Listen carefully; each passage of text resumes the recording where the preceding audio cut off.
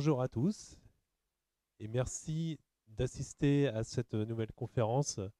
Dernière journée des conférences de la maintenance qui viennent de fêter à Rouen ces 2 ans. Il y a 2 ans, jour pour jour, on démarrait cette aventure avec les équipes du CEPEM et aventure dont le succès ne se dément pas et nous allons évidemment continuer toute l'année à Grenoble, à Avignon et à Colmar également. On va traiter donc d'industrie 4.0 et de maintenance prévisionnelle, ou predictive maintenance en anglais. C'est vrai que c'est un terme qui est souvent utilisé, parfois un peu à tort en français. On est vraiment sur la maintenance prévisionnelle et cette fois à partir de la technologie des ultrasons qui vont permettre d'entamer une démarche de maintenance prévisionnelle et donc ces ultrasons qui s'inscrivent comme une brique finalement de la maintenance 4.0. Donc je laisse pour en parler, donc je laisse la parole à Daniel Mazière, responsable commercial de la société UE System. Et technique, évidemment, avant tout technique, comme vous allez voir d'ailleurs dans cette présentation. Merci Olivier, merci à vous. Donc, comme vous l'avez vu sur le programme, le sujet d'aujourd'hui, maintenance prévisionnelle, réduction des coûts, technologie des ultrasons. Je m'appelle Daniel Mazière, je travaille donc pour une société qui s'appelle UE Systems, U pour ultrason, E pour engineering, système pour système, et donc responsable de la partie francophone de la division Europe. Le plan de la présentation, il est là. Je vais vous dire 2 mots de qui nous sommes quand même avant de vous présenter les différentes solutions et ce qu'on peut faire avec les ultrasons. Pourquoi donc on peut utiliser en maintenance? Quelles applications? Ça vous intéresse quand même. Et des exemples. Et enfin, comment tout ça, ça peut s'implémenter. Donc, quelles solutions et quelles différentes, on va dire, composantes de solutions on propose pour ceci en fonction des différents besoins. Donc, UE Systems, c'est une société américaine qui, depuis 7 ans maintenant, ne produit, ne commercialise et n'implémente que des solutions de maintenance prévisionnelle ou predictive maintenance en anglais, sur la base de la technologie des ultrasons. On ne développe que des systèmes qui écoutent des ultrasons que pour les applications que je vais vous présenter. On ne sait pas faire autre chose. Les solutions, rapidement, sont composées de 3 parties. Une partie matérielle. Si on n'a rien pour les détecter, ces ultrasons, on ne peut pas faire grand-chose. Une partie formation d'implémentation sur site. Une installation client avec différentes applications, différents besoins. Tout ça, ça a besoin d'être compris. Et la formation donc est dédiée à ceci. Et une partie accompagnement sur site. C'est-à-dire que l'idée, c'est pas j'achète, je me munis d'un système, je me forme et après je laisse tout ça sur une armoire où je laisse vivre tout ça. Les domaines d'application dans l'industrie, ils sont quand même, c'est pas une liste exhaustive. Il y a à peu près tous les domaines industriels qui peuvent mettre en œuvre ce genre de technologie, surtout pour faire du prévisionnel, du prédictif. Ça n'est une liste, il y en a certainement d'autres. Ce qui vous intéresse surtout, c'est voilà, concrètement quelles sont les applications donc, que l'on peut mettre en œuvre dans l'industrie. Celles auxquelles je vais m'attacher particulièrement parce qu'elles sont vraiment à peu près dans tous les types d'industries stratégiques et comment dire, génératrices de gains, de réduction, sont surlignées en jaune. Mais avant ça, plus globalement, donc on sait faire de la détection de fuite externe, d'air comprimé bien sûr, c'est le premier des gaz, de tout type de gaz, détection de fuite de systèmes sous vide, donc de systèmes en dépression, et plus globalement de l'étanchéité de contenants fermés.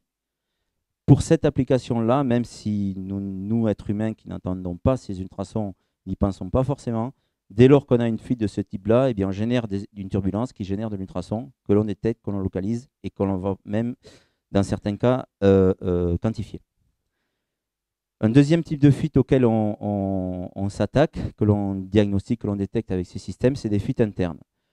Globalement et simplement, j'ai une canalisation avec une vanne, qu'elle soit manuelle, qu'elle soit automatique, quel que soit le type. Je ferme cette vanne. Est-ce qu'en aval de la vanne, j'ai une vanne fermée, une vanne fermée, oui, étanche, ou malheureusement une vanne fuyarde, ou parfois même pas activée du tout, complètement passante. Ça s'applique à tous les types de gaz et de liquides, et également aux industries qui ont de la vapeur, puisque les purgeurs de vapeur ne sont ni plus ni moins que des vannes automatiques pour nous, de différents types bien sûr, et présentent, quand de la vapeur existe sur une installation, d'énormes sources de pertes, malheureusement pour l'industriel. La troisième des applications, des catégories d'applications, on détecte de l'ultrason pour faire du diagnostic, c'est les installations électriques. On n'y pense pas forcément là non plus, mais avant de générer un échauffement sur un système électrique, eh bien, on va créer une turbulence qui va créer de l'ultrason et que pareil, on va détecter, localiser et là, interpréter, analyser pour faire trois choses. D'abord, confirmer qu'il s'agit bien d'un défaut électrique sur l'installation en question et non pas de quoi que ce soit d'autre. Deuxièmement, pour caractériser la sévérité de ce défaut. Est-ce que surtout en haute tension, j'ai un défaut naissant ou est-ce que j'ai un défaut qui a déjà commencé à vivre et qui malheureusement est proche de la défaillance du système? Ou est-ce que carrément, malheureusement des fois, je trouve aussi des défauts qui existent déjà depuis longtemps. Donc, inspection d'installation électrique. Le gros sujet d'aujourd'hui, en parlant de réduction de coûts et de maintenance prévisionnelle, de maintenance prédictive, appelons-le comme on veut, c'est l'inspection, le suivi, le diagnostic et l'interprétation et l'analyse de tout ce qui peut se passer sur une machine tournante. Par machine tournante, on veut dire bien évidemment palier de roulement sur tout type d'équipement tournant, moteur, réducteur, pompe, mais aussi tout ce qui est roue dentée. Donc pour la partie réducteur, multiplicateur pour certaines applications. Et pour la partie pompe, on va aussi s'attaquer à la cavitation avec, pour tout ceci, une double approche. Une approche diagnostique in situ avec du matériel portatif, dont j'ai un petit exemple là, et une approche monitoring permanent avec des systèmes, le dernier de notre gamme, qui permettent de faire de l'écoute permanente, du monitoring permanent et nous alerter dès lors que j'atteins un seuil d'alarme ou de préalarme que j'ai paramétré donc pour ce système. Donc, inspection de machines tournantes. J'ai fait un petit rappel, on va dire, ou un petit... j'ai essayé de fixer les idées, on va dire, sur les différents types de maintenance. On a tous entendu parler de maintenance corrective ou de maintenance curative. J'ai un souci, il se passe quelque chose, j'interviens, je rends l'équipement. Je fais du curatif ou du correctif. Ensuite, on a tous aussi, depuis pas mal de temps maintenant, entendu parler et fait du préventif. Pour faire simple, je vidange tous les 5000 km. C'est bien. Par contre, je ne fais aucune mesure physique dans le cas de cette stratégie de maintenance préventive qui me dit si mon action est vraiment judicieuse ou pas et si c'est le bon moment. La philosophie de notre stratégie de détection ultrasonore, c'est de faire du prévisionnel ou du prédictif et de dire je vais venir faire une détection et une mesure ultrasonore qui va me donner une information et qui, elle, va être mon ordre d'ordre. Est-ce que je fais en fonction de cette information ou est-ce que je ne fais pas? Ça, c'est la philosophie donc, qui s'applique aux différentes applications que je vous ai présentées. Hop. Excusez-moi. Voilà. Pour revenir sur la partie machine tournante et vous dire deux mots techniques, on va dire, de la caractéristique de ce signal ultrasonore que l'on détecte, la chance que l'on a, c'est que dès lors que je vais mettre un équipement tournant en rotation, c'est la grandeur physique qui nécessite le moins d'énergie pour exister, pour être générée. C'est-à-dire que dès lors que je vais mettre en rotation un moteur, par exemple, donc qui va avoir des roulements, des paliers qui vont se mettre à tourner, je vais générer dans ce roulement un niveau de friction qui va générer un signal. Roulement neuf, avant d'être défaillant, avant qu'il se passe quoi que ce soit, j'ai quelque chose. Si j'ai quelque chose avant d'avoir une défaillance, j'ai tout le loisir de voir évoluer ce signal et de le suivre, de le monitorer pour dire très tôt, au plus tôt, le but étant d'éviter ce type d'arrêt là-bas, attention, il se passe quelque chose, je suis en train de changer de mode. Donc, j'ai peut-être une action préventive, une action planifiée à mettre en place. Le but de cette affaire, quand on parle de réduction des coûts, en début de présentation, oui, pour les applications de recherche de fuite, on réduit des coûts sur, bien évidemment, quand il y a des fuites d'air ou de gaz sur une installation, ça coûte. Mais cet arrêt là-bas, pour un industriel, et si vous êtes dans ce domaine, vous n'allez pas me contredire, coûte beaucoup plus cher, malheureusement, et complètement imprévisible. Et c'est aussi une des raisons pour lesquelles il coûte cher, que mes fameuses pertes énergétiques. Là, il y a certes une stratégie de maintenance, mais aussi une stratégie de réduction de coûts. Au plus tôt je détecte, au plus j'anticipe donc ce genre de problème. Le principe, comme je vous le disais, c'est que toute machine tournante qui est en rotation, génère un signal. Et que ce signal, en fait, génère un niveau ultrasonore que je vais venir, par ce type de capteur-là, détecter sur le palier, donc, pour prendre l'exemple d'un palier, sur lequel du système que je souhaite monitorer. Et là, il y a une approche, donc ça c'est pour le principe. L'approche donc structurée et la méthode que l'on met en place est la suivante. La première des choses, c'est de savoir identifier tous les points critiques et stratégique, si je peux dire, par ordre de priorité d'équipement sur mon installation, que je souhaite monitorer, que je souhaite suivre. Par rapport à ça, il y a une solution logicielle qui nous permet de créer des rondes d'inspection, c'est-à-dire je crée un contenant dans lequel je vais nommer différents points que je vais souhaiter inspecter, en l'occurrence des paliers de roulement, de façon logicielle. Dès lors que je crée ça, je vais transférer cette ronde d'inspection dans un appareil portatif de ce type-là, pour la partie manuelle. Et ensuite, je vais faire de la collecte. Je vais faire de la collecte, mais ce que je vais avoir fait avant tout ça, c'est pour chacun des paliers que je vais vouloir diagnostiquer, monitorer, suivre, c'est je vais avoir mesuré, enregistré et mis de façon logicielle une référence à l'instant T0. Qu'est-ce que ça veut dire? Ça veut dire que je vais malheureusement pas avoir le loisir d'avoir des roulements, des paliers neufs sur chacun des équipements que je vais vouloir monitorer. Par contre, à l'instant T aujourd'hui, le temps commençant aujourd'hui pour notre méthode, ce palier-là va avoir une valeur en décibels qui va correspondre donc à ce niveau de friction, une valeur ultrasonore en décibels minimale qu'il aura su faire aujourd'hui. Ça va être notre référence. La démarche là, c'est la suivante, c'est que le but c'est d'éliminer le maximum de variabilité liée à l'équipement en question, aux conditions dans lesquelles il travaille, par rapport à la prise de cette référence. Demain, j'achète 10 roulements identiques chez SKF ou peu importe chez un fabricant de roulements, je les monte sur 10 équipements différents, je vais avoir 10 signatures différentes. Je vais certes avoir les valeurs de référence du fabricant, par contre, ce roulement, il va vivre dans l'équipement, dans le palier dans lequel je vais le mettre en place. Le principe de la prise de cette référence-là, c'est de faire du relatif. C'est-à-dire que si aujourd'hui, on sait prendre cette référence sur l'équipement dans les conditions où il est monté, dans les conditions où il travaille, tout le suivi que je vais mettre en place va être relatif à cette valeur qui sera propre à ce palier. Et non pas à des valeurs données par un constructeur qui ont tout le mérite d'exister. Rien contre ces valeurs, absolument pas. Mais qui par contre sont des valeurs entre guillemets théoriques. Là, ce que je fais, je me prends une signature en intensité ultrasonore et également en forme d'onde que je vais vous montrer tout à l'heure, qui sont relatives, qui sont prises aujourd'hui sur ce palier. Quand j'ai fait ça, je vais faire deux autres choses. La première, je vais, en fonction de la criticité de l'équipement en question et des valeurs que je vais avoir mesurées, je vais établir un plan, une périodicité de prise de mesure. Est-ce que je fais une mesure tous les jours, tous les mois, tous les 3 mois, tous les 6 mois ou tous les 10 ans? Pour faire simple. Tous les 10 ans, non, quand même. Sinon, on n'est plus du tout dans le prédictif ou le prévisionnel. Mais en fonction de la criticité donc, de l'équipement en question, du palier en question, et des valeurs qui vont être mesurées ici, je vais établir un plan de maintenance, un plan de collecte, qui ne sort pas du chapeau, qu'on n'invente pas. Il y a une méthode pour mettre en place ceci. Et la deuxième des choses que je vais faire, je vais mettre en place des niveaux de préalarme et des niveaux d'alarme. C'est-à-dire, je vais mettre en place, toujours sur la valeur mesurée en décibels, un niveau à partir duquel je vais dire, attention, là, il se passe quelque chose, je suis en train de changer de mode, mon roulement ne va pas casser demain matin, mais son niveau en décibels, donc son niveau de friction, est plus élevé que ce qu'il devrait être. Donc, comment je gère ceci? On parle d'alarme de graissage pour le premier niveau, pour les roulements donc, que l'on graisse. Je vais détailler un petit peu plus en détail par la suite donc, de quoi il s'agit.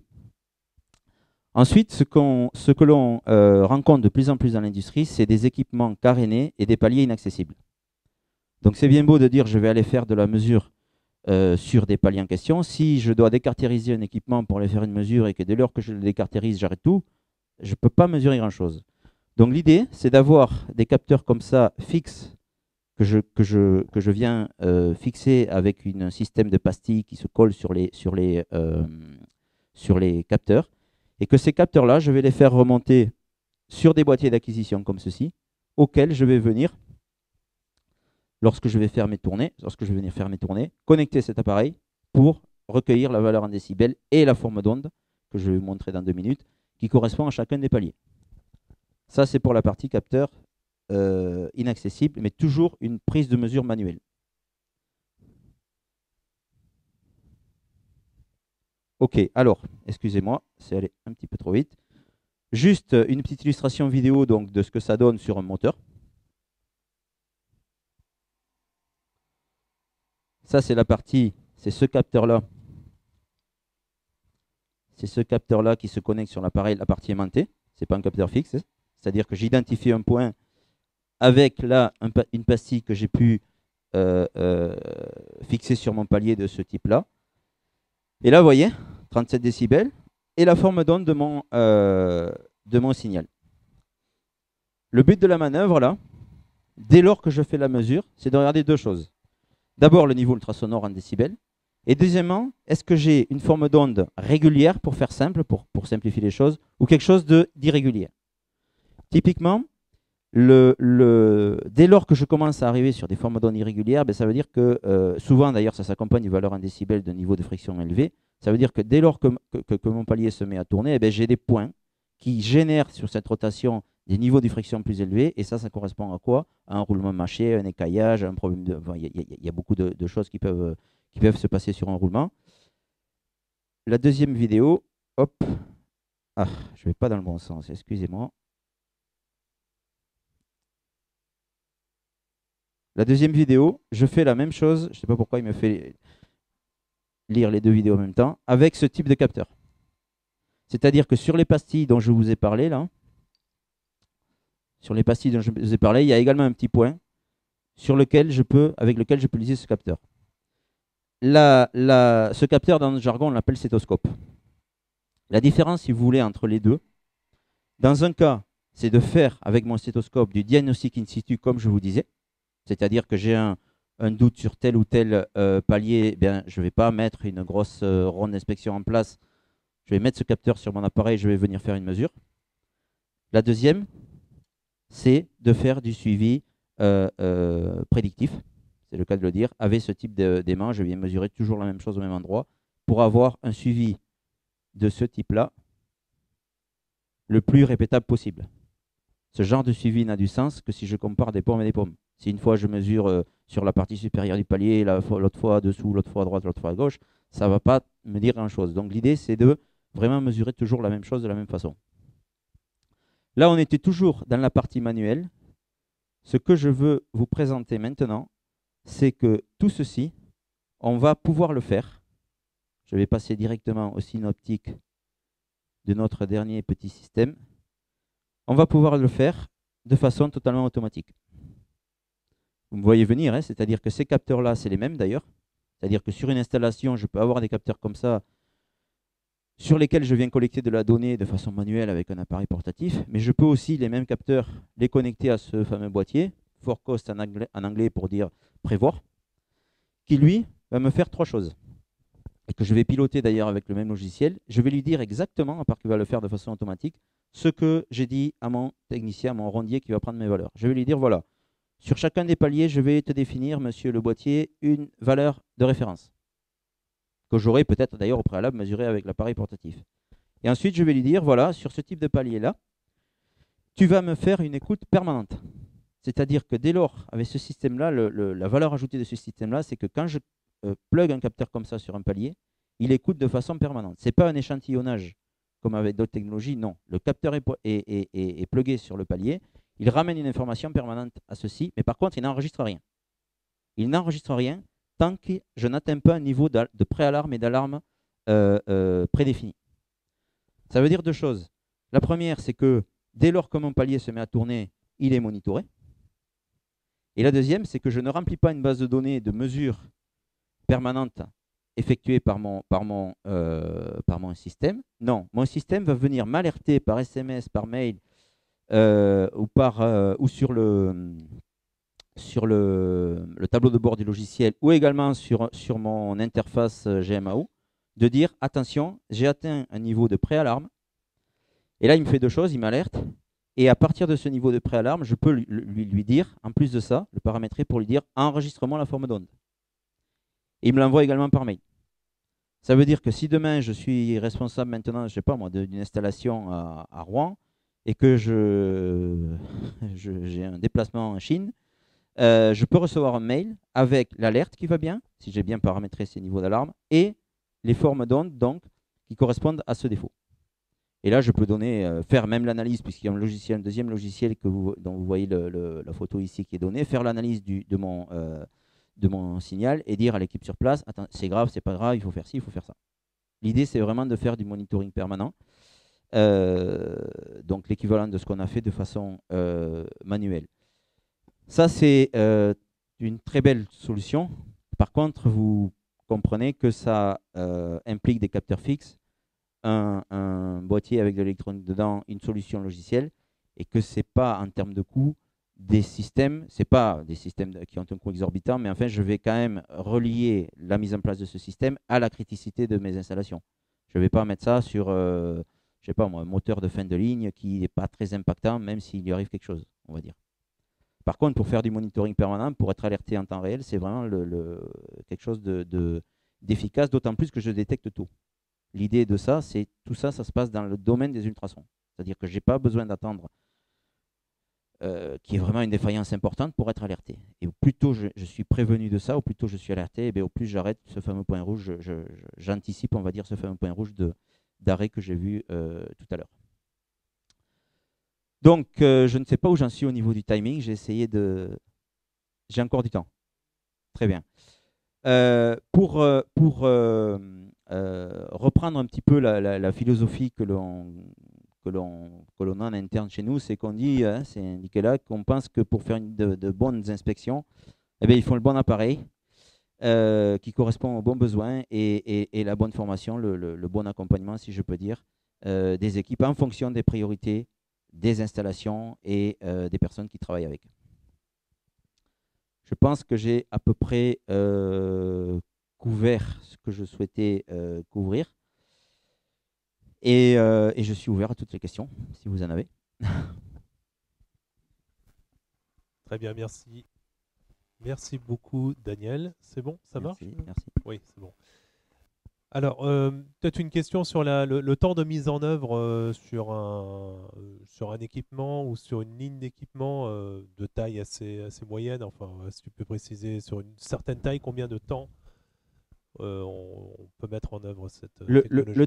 Le temps pour mettre en place une stratégie comme ça, pour reprendre la partie machine tournante avec du matériel portatif, donc avec l'intervention humaine, les programmes de formation qu'on propose, c'est des modules de 2 jours sur site. Donc vraiment, c'est un transfert de compétences. On va dire que la partie développement, la partie détection, tout ça, c'est vraiment intégré au matériel et c'est notre métier. Donc voilà. Après, pour mettre en œuvre ça, il faut que ce soit simple. C'est-à-dire qu'avec des formations de 2 jours, les gens commencent à faire des relevés. Et ce qu'on aime bien faire, c'est déjà bien sûr de faire un suivi de ce qui se passe chez le client, de ce qu'il a comme mesure, voilà. Donc là-dessus, on a un service support qui fait partie de la solution, voilà. Et ce qu'on aime bien faire, c'est faire des piqûres de rappel à T plus 6 mois ou T plus 3 mois, voilà, 2 jours de plus pour corriger un petit peu le tir, pour répondre aux questions et pour quand même une chose que je ne vous ai pas dite, optimiser. Je vais reprendre notre graphe donneur d'ordre et pour optimiser ce type de suivi. C'est-à-dire que là, on a mis en place au départ le fait de dire bon, cette référence, elle ne va pas changer. À moins que je change de roulement, elle, c'est une mesure réelle, concrète sur mon palier, elle ne va pas changer. Par contre, le fait de dire je prends une mesure tous les jours, tous les mois, tous les 3 mois, tous les 6 mois, ça, par contre, ça peut évoluer. Et également les niveaux d'alarme. L'idée de ça, c'est d'acquérir des datas et de voir comment je vais pouvoir faire le moins de mesures possible tout en étant le plus fiable dans mes suivis possibles.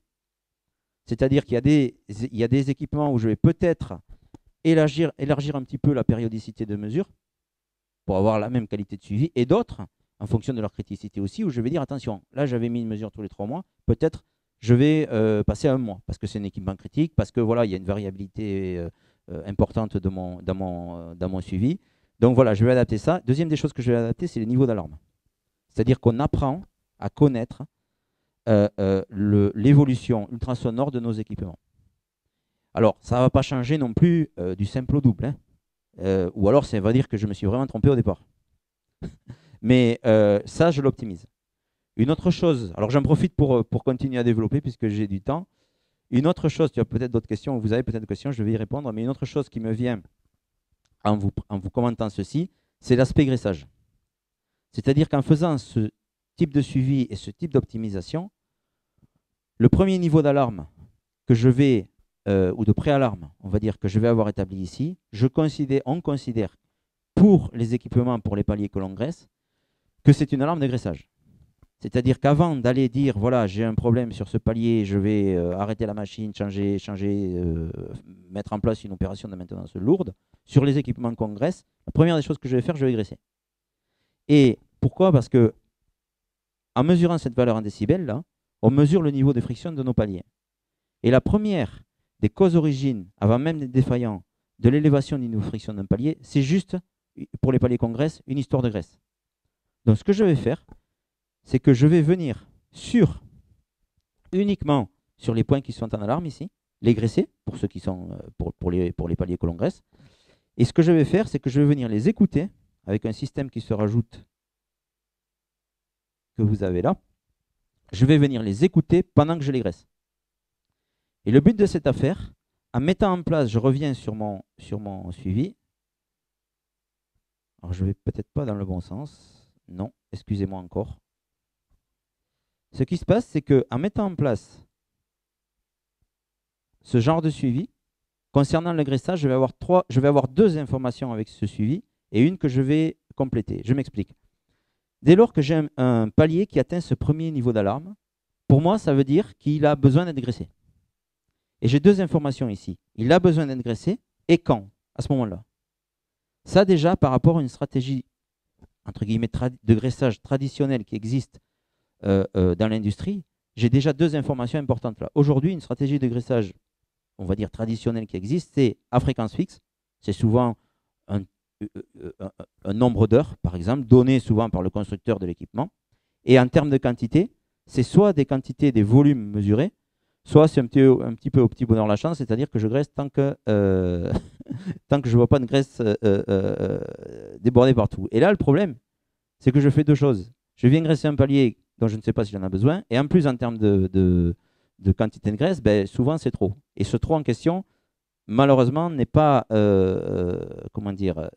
synonyme de bonne santé de mes paliers et me crée des problématiques plus importantes. Donc, les deux informations que j'ai là, c'est j'ai besoin d'être graissé et quand. La troisième information qui me manque, c'est quelle quantité de graisse je vais donner à ce palier pour le faire revenir à son niveau de friction standard. Qui est-ce que je cherche? Le seul rôle de la graisse, c'est de faire travailler un palier à son niveau de friction optimal. Donc l'idée, c'est sur les paliers qui sont en alarme et uniquement sur cela, je vais extraire de cette solution logicielle une sous-ronde qui correspondra uniquement au point en alarme, que je vais cette sous-ronde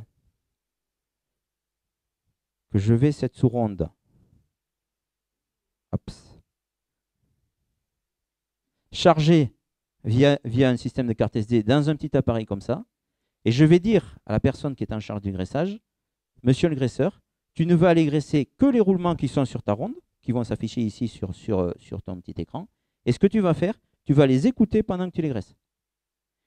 Si la graisse fait son travail, si le seul rôle de la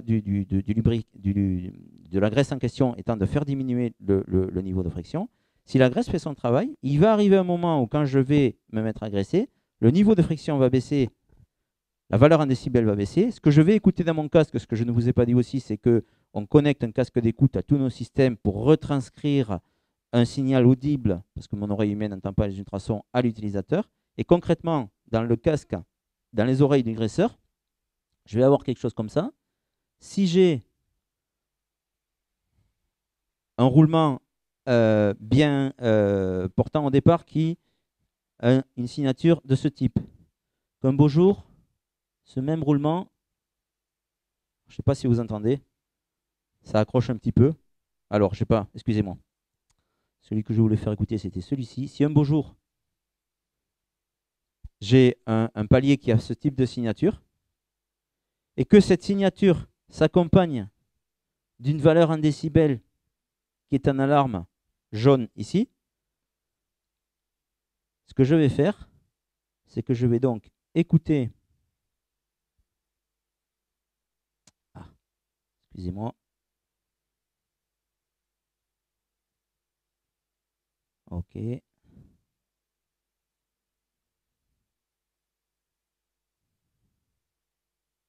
Bon. Voilà. C'est que je vais me mettre à écouter ce même palier pendant que je le graisse. Il gratte. Alors, je ne vous ai pas... Excusez-moi encore. Celui que je voulais vous faire écouter, c'était celui-ci. Donc, il gratte au début. 2-3 coups de pompe à graisse, il arrête. Son niveau, sa signature redevient identique à celle du départ. Il a la quantité de graisse qui lui est juste nécessaire pour avoir son niveau de friction optimal. Je n'ai graissé que les roulements qui en ont besoin, au moment où ils en ont besoin, et avec la bonne quantité de graisse, en m'attaquant à ceci. Il y a une question. Bonjour. Bonjour. J'ai 4 questions. Vous avez parlé des niveaux d'ultrasons et indiqué qu'ils dépendent des roulements. En cas de changement de roulement, est-ce qu'il faut réétalonner ou réajuster les seuils d'alarme? Oui. Alors, en cas de changement de roulement, ce qui va changer, c'est le niveau de référence. Parce que on ne va pas s'amuser à changer tous les roulements d'une usine, rien que parce qu'on met ceci en place. Sinon, on prend le problème à l'envers. Donc, qu'est-ce qui se passe? Lors de nos formations, quand on transfère la méthode, cette méthode-là, si vous voulez, on apprend aux utilisateurs à prendre cette référence. Il y a 4 méthodes pour prendre cette référence. Dans une de ces méthodes, un des cas de cette méthode, c'est de dire si dans le temps, à un moment donné, pour une raison ou pour une autre, je viens changer ce roulement, je reprends la référence. Si la référence du roulement précédent, si le roulement précédent, on va dire, avait plus vécu que le roulement que je monte, ce qui paraît logique, cette valeur va baisser. Cette valeur baissant, je vais paramétrer. Donc, ce qui va changer, c'est cette valeur. Et ces niveaux d'alarme-là, s'ils ont été correctement positionnés, ce ne sont pas des scalaires, ce ne sont pas des valeurs en décibels, ce sont des deltas par rapport à ma référence. C'est-à-dire que cette référence, c'est la référence d'un nouveau roulement, mais sur le même équipement. Donc, ce qui change, c'est la référence, et je fais tout baisser. C'est le delta qui change. D'accord? Ok. Deuxième question. Donc, ça dépend du type de... Bon, les niveaux d'ultrasons dépendent des roulements, mais est-ce qu'ils dépendent aussi d'autres choses? Je pensais par exemple à la vitesse de rotation. Oui. Ils dépendent du type de roulement, de la vitesse de rotation et de la charge. Là, il y a une double réponse à votre question. Le premier cas, le plus simple, c'est des vitesses de rotation constantes et des charges constantes. Là, si rien ne varie, ce type de suivi-là vaut pour tous les modes de fonctionnement, tout le mode de fonctionnement qui est unique du palier en question, du roulement en question. D'accord?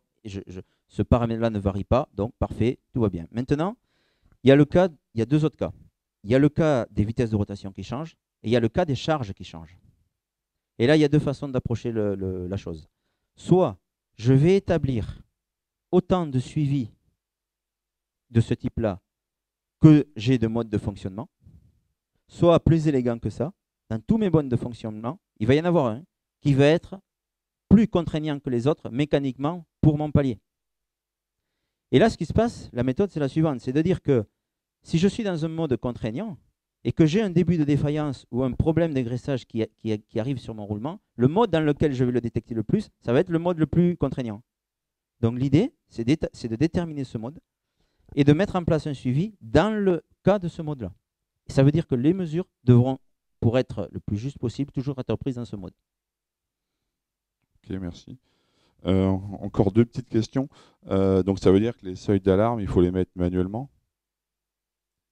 Sur le logiciel? Oui. Alors, oui et non. Pas les deltas, mais la ligne verte, quoi. Alors, la ligne verte, oui. La ligne verte, en fait, ce qui se passe, c'est que quand on... dans la méthode, si vous voulez, la première des choses le premier transfert de compétences, si je peux dire, que l'on opère avec les utilisateurs, c'est bien sûr tous les principes qui précèdent, qui sont en amont de tout ceci, et ensuite le principe de mesure pour faire du diagnostic in situ. C'est-à-dire qu'il faut pouvoir donner cet appareil-là à tout un chacun qui veut mettre en place ce genre de stratégie, et lui dire, voilà, j'ai 10 personnes en formation dans une salle, je veux 2 choses. Sur le même palier, c'est que vous me trouviez tous le même endroit où vous allez faire la mesure. Et il y a une méthode là aussi, on ne mesure pas n'importe quoi, n'importe où. Il y a même des gros paliers où on va prendre plusieurs mesures et que vous me trouviez la même valeur. Cette méthode de diagnostic in situ est la méthode de prise de référence. Donc ça veut dire qu'en fait, avant d'en arriver à mettre en place dans notre méthodologie un suivi prédictif comme ça, les gars savent faire du diagnostic in situ. Et donc, la suite logique pour mettre en place ce type de de suivi prédictif, c'est de faire ce diagnostic in situ pour la prise de référence. Et là-dessus, il y a un point très important qui est derrière votre question, c'est que chaque palier a sa référence. Il ne s'agit pas d'aller dire, et c'est ça la puissance de ce système-là, il ne s'agit pas d'aller tout uniformiser, et parce que si j'uniformise tout, je vais, par rapport à mes deltas d'alarme, là, je peux avoir tel palier qui serait en alarme, tel autre non, ce suivi n'a plus de sens. L'idée, c'est vraiment d'adapter à chacun des paliers. Après, j'ai des similitudes sur des équipements équivalents, je ne vais pas avoir des variations ou alors ça veut dire que j'ai vraiment un palier qui est vraiment défaillant à ce moment-là. Bien sûr, je vais faire des groupes, tout ça, ça s'organise dans le logiciel, c'est assez pragmatique et simple d'ailleurs. Mais par contre, chacun a sa référence. Okay. Merci. Encore une dernière question, si vous permettez. Bien sûr. En tant qu'industriel, dans nos machines, on a parfois des pannes. On aimerait bien les éviter, mais ce n'est pas forcément des pannes de roulement ou liées à la lubrification. Il y a souvent des problèmes d'équilibrage, d'alignement, de choses comme ça. Voilà. Est-ce que les ultrasons répondent à cette problématique? Oui, par élimination. C'est-à-dire que, je ne suis pas assez rentré dans les détails peut-être, et ça me donne l'occasion d'y venir. C'est-à-dire que, vous voyez, alors je vais utiliser, que ce soit sur le système automatique ou sur le système manuel, c'est la même chose, hein, sur le principe. C'est-à-dire que vous voyez ici que via notre système automatique ou via ce système, alors je ne peux pas tout tenir en même temps, désolé. En plus de la valeur en décibels que je reporte sur ce graphe-là et que je mesure là-dessus, j'ai des formes d'ondes que je visualise et que j'enregistre. Dans ces formes d'ondes, il y a énormément d'informations. Il y a un deuxième logiciel, si vous voulez, qui permet d'analyser ces formes d'ondes en vue temporelle ou en vue fréquentielle ou en FFT, qui vont me confirmer que l'élévation en décibels, le niveau d'alarme que j'ai atteint, est relatif au roulement et pas autre chose. Ça veut dire que par élimination, si je me retrouve par exemple avec un point d'alarme ici, et que je fasse une analyse qui m'indique, selon la méthode d'analyse, que cette valeur en décibels n'est pas liée au roulement, je ne vais pas vous dire c'est un problème d'alignement, c'est un problème de balourd, c'est un problème autre, mais je vais vous dire c'est pas un problème de roulement. D'accord? Ça, c'est la première des choses que vous allez faire. La deuxième des choses, c'est qu'on peut se trouver dans l'industrie avec des cas de défaillance comme ça récurrentes. C'est-à-dire que typiquement, si vous êtes en charge de maintenance d'installation industrielle, malheureusement ça arrive, j'ai le moteur lambda avec le roulement de sortie qui, tous les 3 mois, je passe une commande pour changer ce roulement et à 15 jours près, je ne sais pas s'il va me casser en début de mois, en milieu de mois ou en fin de mois. Il y a quand même quelque chose sur... les choses n'arrivent pas par hasard, quoi. Il y a quand même une cause origine qui génère ça. Ce que je vais faire avec ce type d'analyse, c'est remonter à la partie du roulement, un petit peu comme une analyse vibratoire, qui a causé cette élévation en décibels. Et ça va me donner des indications, notamment sur des problèmes d'alignement ou des problèmes de balourd. Donc l'idée, c'est vraiment de prendre les choses step by step, comme disent nos amis anglais, et de ne pas aller dire tout et n'importe quoi selon une analyse là, comme ça, au pied levé sur un coin de table. Non, c'est vraiment de trier les variables et d'éliminer les causes les unes après les autres pour arriver effectivement à la cause origine de mes problèmes.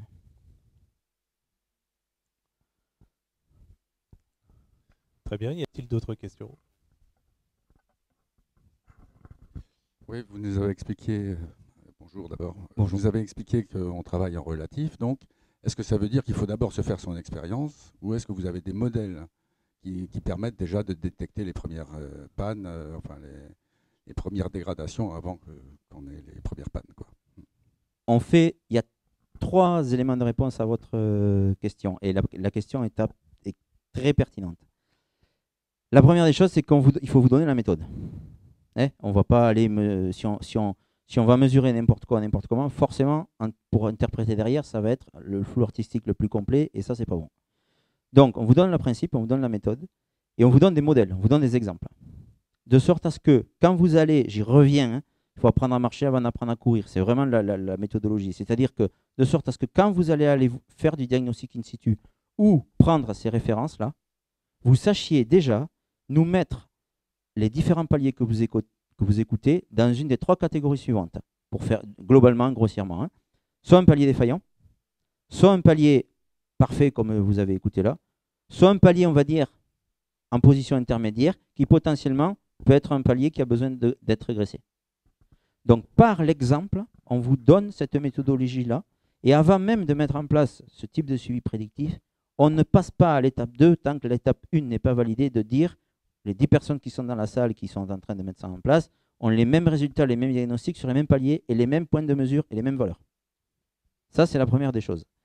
Maintenant, une fois que je sais faire ça, comme je le disais, je vais, par rapport à ça, prendre la référence en décibels, le niveau de friction en décibels, si je peux l'exprimer comme ça, par raccourci ou par abus de langage, de chacun des paliers en question. Donc, je pars sur une base comment dire, factuelle, solide, et qui, alors bien sûr, hein, si d'aujourd'hui à la semaine prochaine, j'en sais rien, moi, il y a un événement extérieur qui vient je sais pas, me détruire complètement mon palier, tout ça, ça n'a plus lieu d'être. Hein.